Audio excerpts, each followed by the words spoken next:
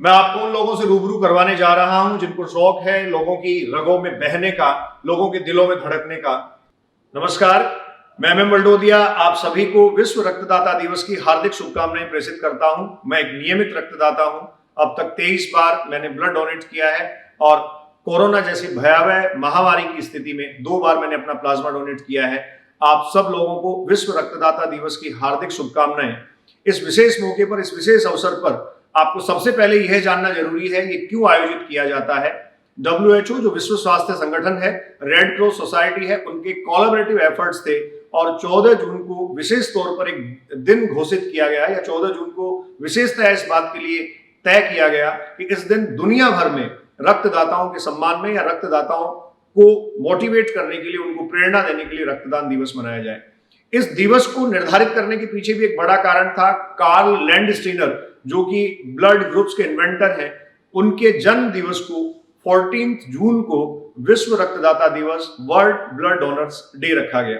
तो आज इस विशेष मौके पर मैं एम बलडोदिया CLC सीकर में बॉटनी फैकल्टी के रूप में कार्यरत हूं। लॉयंस क्लब सीकर क्राउन में जॉइंट सेक्रेटरी के पद पर कार्यरत। मानव सेवा की जो गतिविधियां हैं उनमें अपना छोटा सा योगदान जितना संभव हो पाता है वो देने का प्रयास करता हूं। मैं आपको उन लोगों से रूबरू करवाने जा रहा हूं जिनको शौक है लोगों की रगों में बहने का, लोगों के दिलों में धड़कने का। ये वो लोग हैं जो अपना कंफर्ट जोन छोड़कर, अपनी सुख सुविधाएं छोड़कर समाज सेवा और मानव सरोकार की गतिविधियों के लिए दिन रात प्रयास करते हैं। अगर आंकड़े मेरी जुबानी और इनकी जुबानी आप सुनेंगे तो निश्चित तौर पर आप इस बात को मान लेंगे और आपको विश्वास होगा कि समाज सेवा करने के लिए, मानव सरोकार की भावनाओं को अपने दिल में जिंदा रखने के लिए बहुत प्रयास करने पड़ते हैं। मैं एक एक करके इन रक्तवीरों का आपसे परिचय करवा रहा हूं। मेरे सबसे नजदीक बैठे हैं BL मील साहब। ये सुधीर महरिया संस्थान के निदेशक हैं और नेहरू युवा संस्थान के आप सचिव हैं। और मुझे ये बताते हुए बहुत खुशी हो रही है, हमारे अग्रज हैं ब्लड डोनेशन में। राजस्थान में इनके बराबर के ब्लड डोनर्स अगर आप ढूंढना चाहें तो आपको काफी मशक्कत करनी पड़ेगी, बड़े प्रयास आपको करने पड़ेंगे। आप सेंचुरी के आसपास जा रहे हैं। 83 टाइम आप ब्लड डोनेट कर चुके हैं और कल ही एक ब्लड डोनेशन कैंप होने जा रहा है जिसमें आप 84th टाइम आप ब्लड डोनेट करेंगे। अगला नाम आपके सामने है श्री सत्येंद्र जी कुड़ी। आप medical college, SK medical college और हॉस्पिटल से हैं। ब्लड बैंक में आप सीनियर टेक्निकल सुपरवाइजर हैं। गवर्नमेंट की नौकरी करने वाले लोग जनरली कंफर्ट जोन में आ जाते हैं। सबके लिए मैं ये नहीं कहना चाह रहा, लेकिन सामान्यतः ऐसा देखा जाता है। लेकिन आप भी बड़े रक्तवीर हैं, मानवता की सेवा के लिए लगातार प्रयासरत रहते हैं। और विशेष तौर पर मैं ये कहना चाहूंगा, मेरे जैसे रक्तदाता को भी मोटिवेट करने में आपका विशेष योगदान रहा है। शुरू से ही, प्रारंभ से ही मैं आपसे जुड़ा रहा हूं। आपने भी 39 टाइम्स, 39 बार आपने ब्लड डोनेट किया है। एक और युवा चेहरे से मैं आपको मिलवा रहा हूं, यह है तौफीक बहलीन। राजनीति में कदम रख चुके हैं, वार्ड नंबर 61 से पार्षद हैं सीकर नगर परिषद में। और आपका ब्लड डोनेशन में बहुत बड़ा काम है, लगातार आप ब्लड डोनेशन कैंप्स आयोजित करवा रहे हैं। तो ये सब लोग लगातार रक्तदान करते हैं। इनके रक्तदान से जुड़े हुए क्या रोचक अनुभव हैं, क्यों ये रक्तदान की मुहिम में, इस प्रक्रिया में लगातार भाग लेते हैं। और इन सब के बीच मैं अपने आप को भी बहुत सौभाग्यशाली समझता हूं कि इन लोगों के जैसा एक छोटा सा किरदार मैं भी हूं। 23 बार रक्तदान मैंने किया है, 2 बार प्लाज्मा डोनेट मैं कर चुका हूं। ये जो अग्रज हैं, इनसे प्रेरणा लेते हुए लगातार आगे बढ़ रहा हूं। तो सबसे पहले मैं आपको BL मील साहब के पास ला रहा हूं और आपसे मैं सीधे सीधे सर ये बात करना चाहूंगा कि रक्तदान को लेकर आपका जो अनुभव है, इस अनुभव को आप लोगों के साथ साझा करें।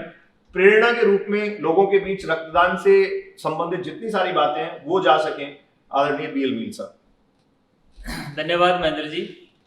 जहां अनुभव की बात है, आज से लगभग 26 साल पहले मैंने रक्तदान शुरू किया था और वो भी एक वाकया मेरी ज़िंदगी में घटा था जब मैं SK हॉस्पिटल के सामने ही श्री कल्याण जो कॉलेज है उसमें मैं अध्ययनरत था, फाइनल में था।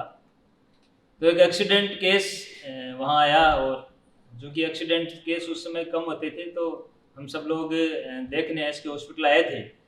और जब SK हॉस्पिटल में आने के बाद पता लगा कि उस एक्सीडेंट के रोगी को ब्लड की ज़रूरत है। काफ़ी देर तक मशक्क़त की, उसको ब्लड नहीं मिला और घंटे 1.5 घंटे बाद उसकी डेथ हो गई। तो ये बात मेरे दिमाग में आ गई कि हमें रक्तदान करना चाहिए। ऐसे मौके जहाँ हम गंवा देते हैं, उनकी जान चली गई, युवा होने के नाते हमारी जिम्मेदारी बनती है कि हम ऐसे मामलों में आगे आएँ।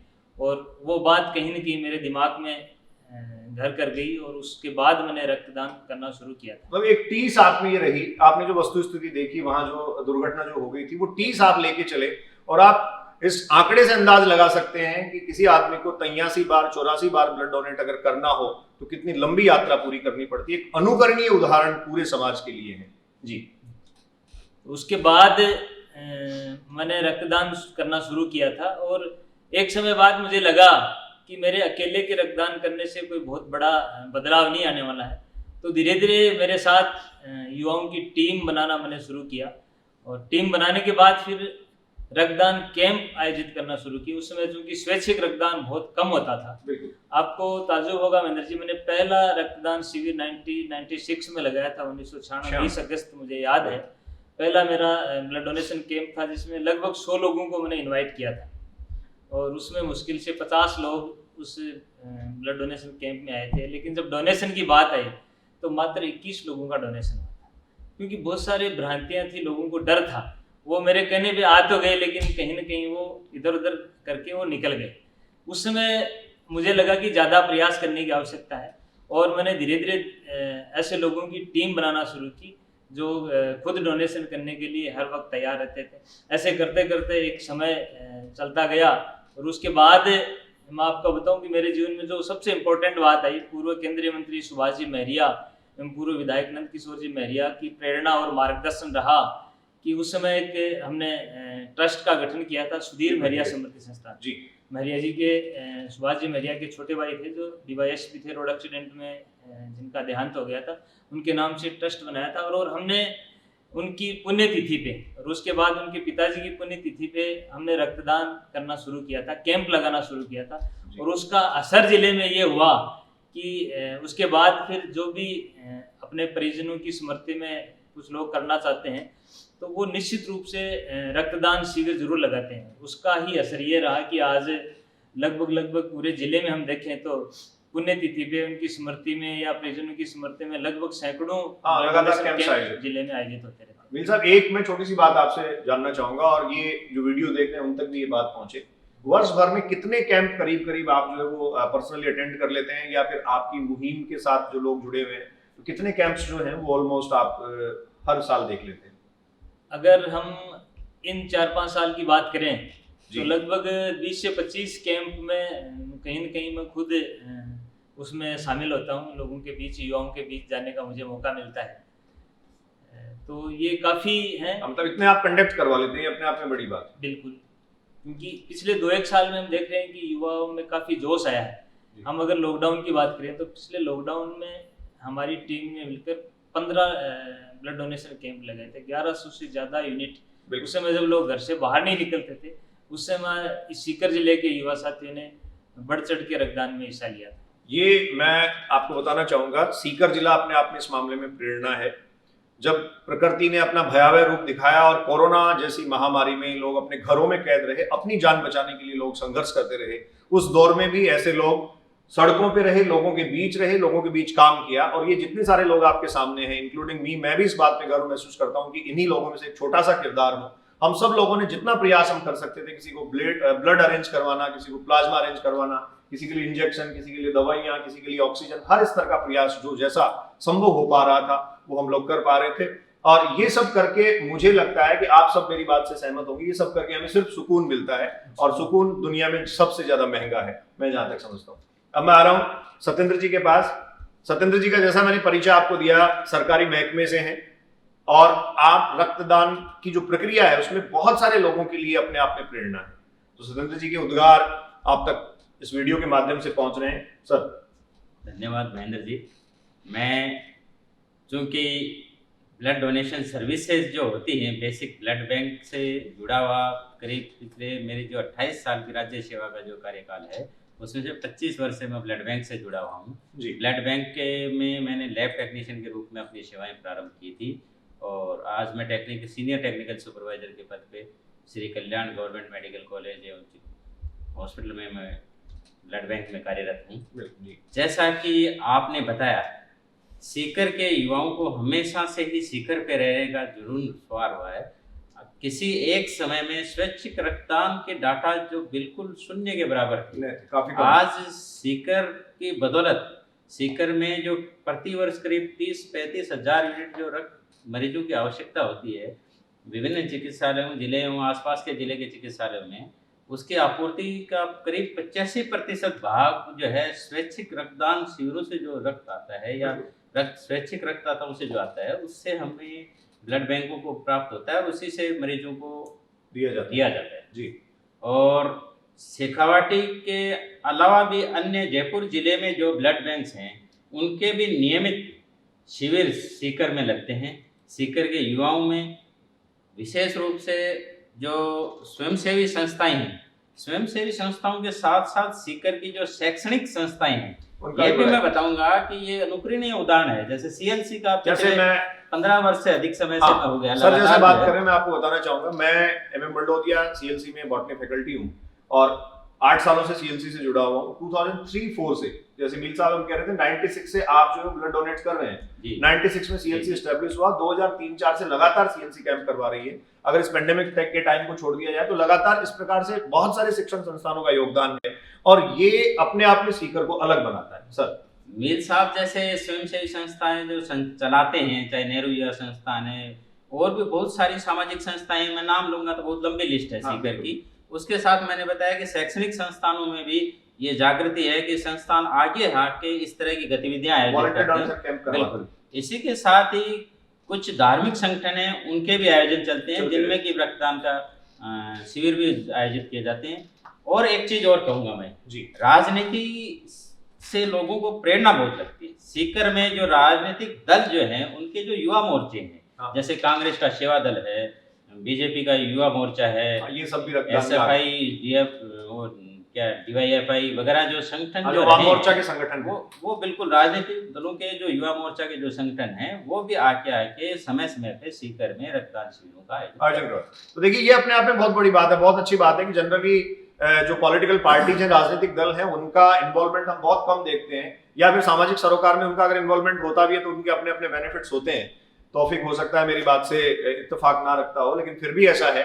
लेकिन यहाँ जैसा सत्येंद्र जी ने बताया, क्योंकि आप खुद मेडिकल सुपरवाइजर हैं तो आप चीजों को देखते हैं, तो पॉलिटिकल पार्टीज का भी यहाँ बहुत अच्छा इन्वॉल्वमेंट है। जी, बहुत अच्छी बात है सर। मैं तौफीक आपसे जानना चाहूंगा, आपने कब से ब्लड डोनेशन शुरू किया, आपने कब खुद डोनेट किया और अब लगातार आप इस ब्लड डोनेशन की प्रक्रिया में जुड़े हुए हैं, कैसे आप समाज सेवा की इस बात को किस नजरिए से आप देखते हैं और अब तक आपने कितनी बार ब्लड डोनेट किया है? सर, मैं आपको बता दूं कि शेखावाटी कॉलेज में जब मैं इंजीनियरिंग कर रहा था तो आप मेरे गुरुजी पहले भी थे और अभी भी है जी। Thank you. मैकेनिकल बीटेक में शायद आपको पता है, रितेंद्र चक्रवर्ती गोरा के नाम से एक बंदा था जो दोस्त था, उसका कोई वो ऊपर से पड़ गया था छत पे से, तो उसको तुरंत प्रभाव से 2012 की बात है, तुरंत प्रभाव से एसके में उसको एडमिट करवाया गया था। उस टाइम पे हम 3 दोस्त थे तो एसके में उसको लेके गए थे और उसके बाद में उसको ए पॉजिटिव की नीड पड़ी थी। तो हमें भी पता नहीं था कि भाई डोनेशन क्या होता है क्या नहीं होता है, उतना पता नहीं था। तो तीनों ने चेक करवाया तो मेरा ए पॉजिटिव मिला, तो मैंने डोनेशन किया उसको जी। और उसके 2 या 3 दिन के बाद में एक्सपायर हो गया था। तो अब तक मैंने सर 32 बार डोनेशन कर दिया, जिसमें से प्लेटलेट्स भी डोनेशन करी है, अभी एक बार मैंने प्लाज्मा भी डोनेशन किया है और एक बात मैं आपको बीच में रोकते हुए बताऊंगा, जो लोग आपके सामने बैठे हैं सिर्फ ब्लड डोनर ही नहीं है, होल ब्लड मतलब कंप्लीट ब्लड जो है वो ही सिर्फ डोनेट नहीं कर रहे हैं, एसडीपी डोनर है, सिंगल डोनर प्लेटलेट्स, जैसे प्लेटलेट्स की जरूरत पड़ती है, सर ज्यादा अच्छा इस बात को बता पाएंगे। एसडीपी डोनर यहाँ है, इवन प्लाज्मा डोनर भी यहाँ है, मैंने भी प्लाज्मा डोनेट किया, सबने प्लाज्मा डोनेट किया। इन पिछले दिनों में जब ये कोरोना काल रहा, इसमें प्लाज्मा थेरेपी चलाई गई, आईसीएमआर ने बाद में इसको खारिज कर दिया, लेकिन प्रैक्टिकली हमने इसका इम्पैक्ट देखा है कि लोगों को ये फायदा पहुंचा रही है और फायदा कर भी रही है।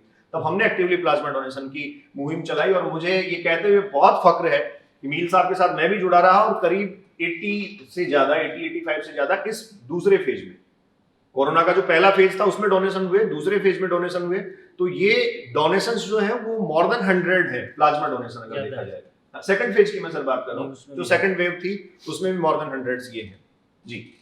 जहाँ तक प्लाज्मा की बात है, ये हमने अगस्त में शुरू किया था। पहला केस आपको ध्यान में होगा, अर्जुन जी गासोलिया जो सीकर से हैं और दुर्लभ जी हॉस्पिटल में भर्ती थे, काफ़ी सीरियस कंडीशन में हो गए थे। उस उनके समय लिए। उस समय हमने ये शुरू किया था कि प्लाज्मा का क्या इम्पोर्टेंस होता है, हमें पता लगा था।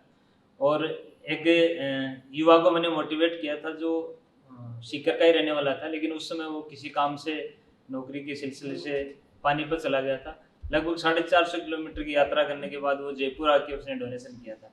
और उसका असर ये देखिए कि लगभग 8-9 घंटे बाद अर्जुन जी रिकवर होना शुरू हो गए और 2-3 दिन बाद में एकदम बहुत अच्छे रिकवर हो गए।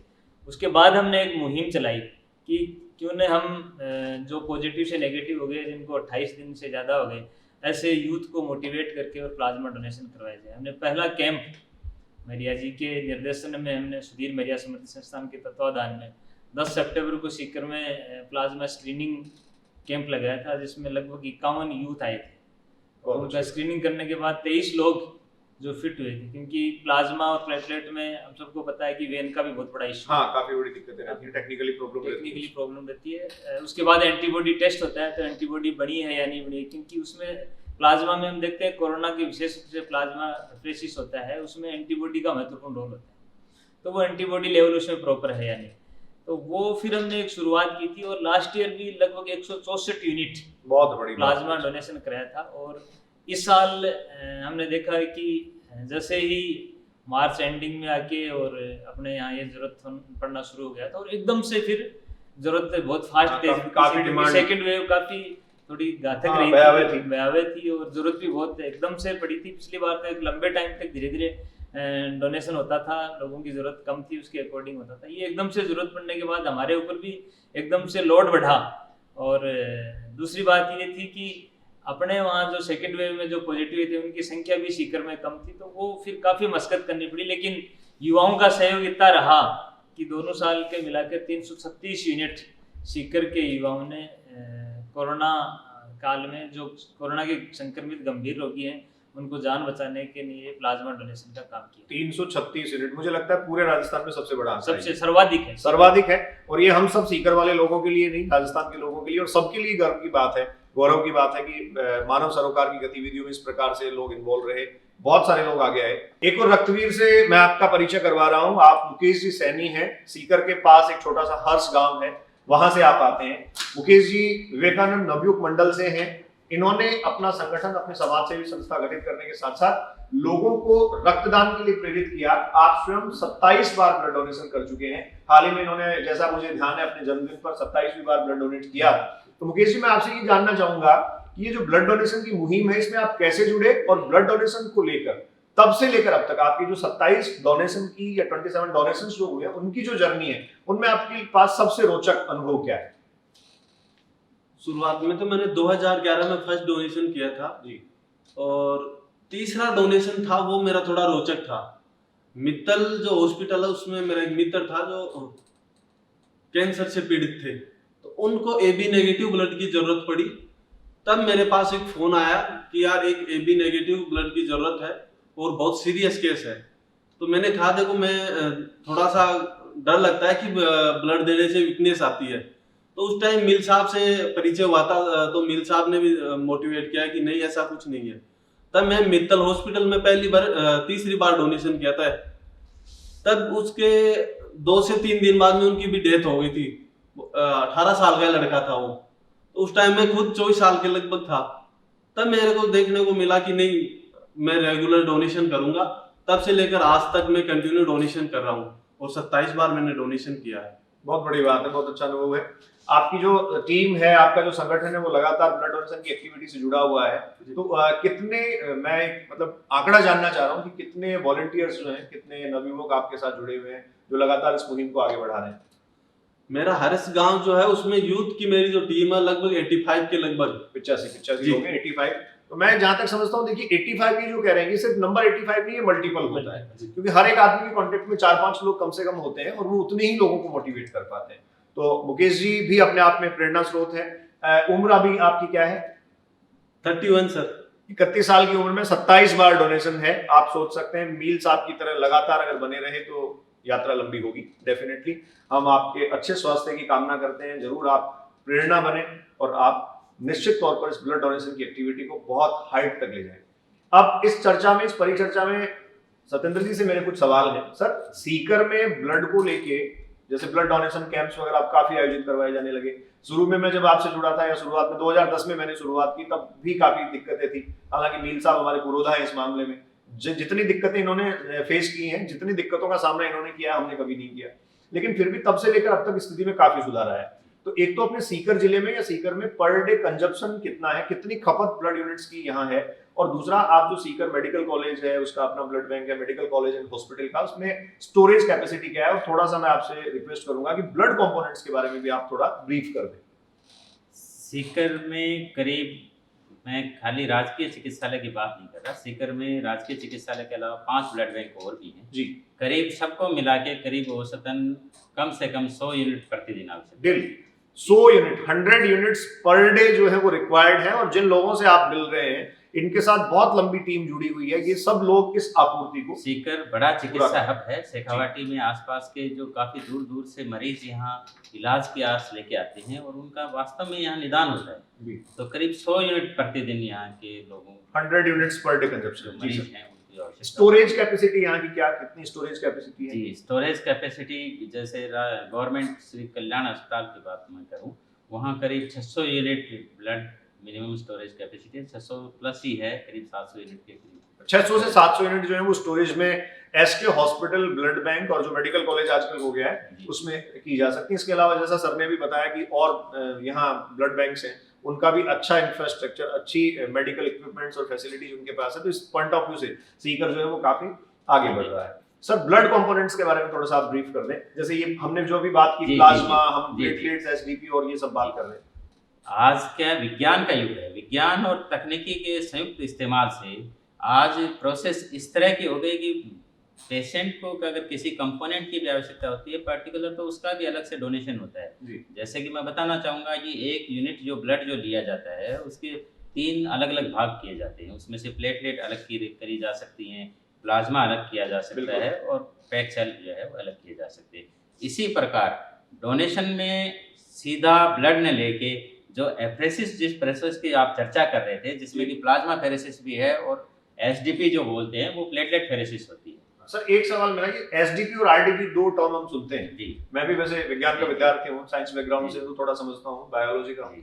एसडीपी और आरडीपी में से जो प्लेटलेट्स का कंपोनेंट है वो ज्यादा किस में मिलता है? जैसे किसी पेशेंट को रिक्वायरमेंट है जी। आरडीपी एक पर्टिकुलर जो 350 ml एक यूनिट जो अपन ब्लड लेते हैं, 350 या 450 दो तरह से हो, उसमें से जो प्लेटलेट अलग करेंगे उसको एक यूनिट आरडीपी कहते हैं हम जी, रैंडम डोनर प्लेटलेट। हाँ, उसमें करीब 50 ml प्लेटलेट, 40 से 50 ml प्लेटलेट होती है जी। और एसडीपी की प्रोसेस में एक जो देने वाला जो ब्लड डोनर है उसकी एक बार में करीब 250 ml प्लेटलेट ली जाती है। एसडीपी ज्यादा मुझे लगता है कारगर है। एसडीपी प्लेटलेट अगर किसी मरीज में कम है तो उसकी एसडीपी, क्योंकि उस पर्टिकुलर ग्रुप के लिए अपन बहुत सारे 6-7 यूनिट जो है आरडीपी के लिए डोनर ढूंढेंगे, मिलेंगे नहीं, तो एक ही डोनर से उसकी आपूर्ति एसडीपी से आपूर्ति हो सकती है, सिंगल डोनर प्लेटलेट जिसको बोलते हैं। और मैं आपको इसमें बताना चाहूंगा कि भंडारण जो है, स्टोरेज जिसको बोलते हैं, प्लेटलेट का भंडारण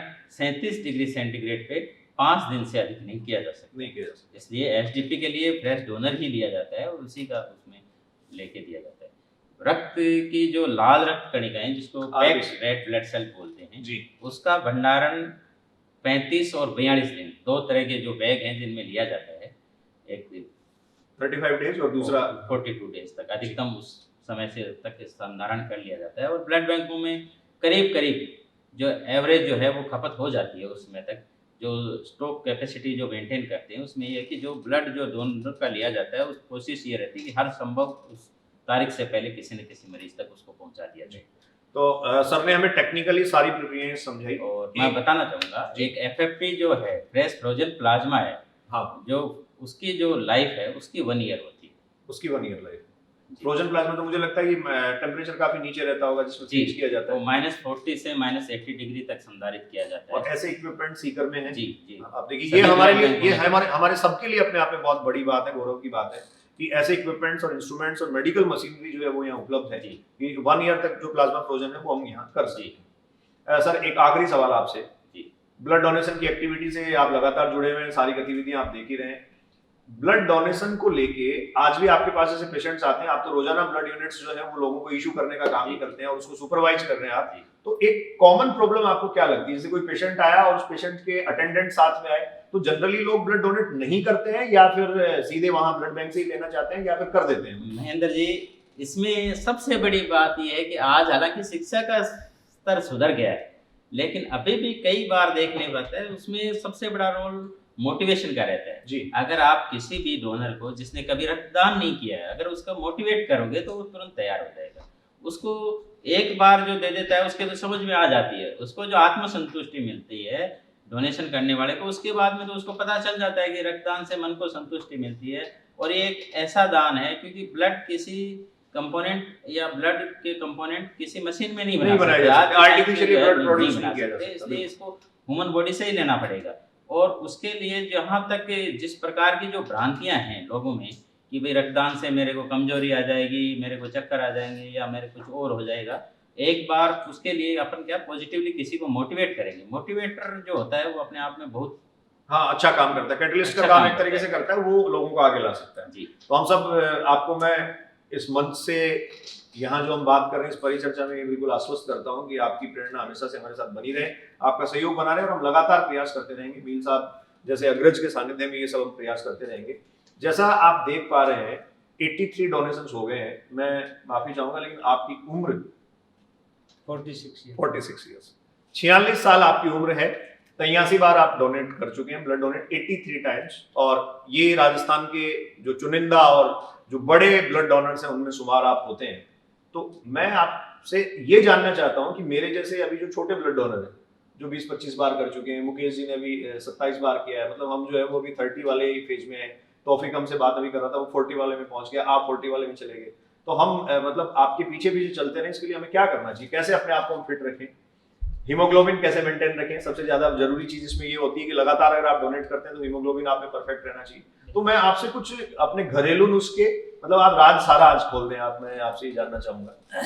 बिल्कुल महेंद्र जी, मैं ये बात बताने भी वाला था क्योंकि हम डोनेशन की जहाँ तक बात थी, आज सीकर में भी काफ़ी युवाओं की टीम है, खूब डोनेशन हो रहा है और स्वैच्छिक रक्तदान भी अपने यहाँ खूब हो रहा है।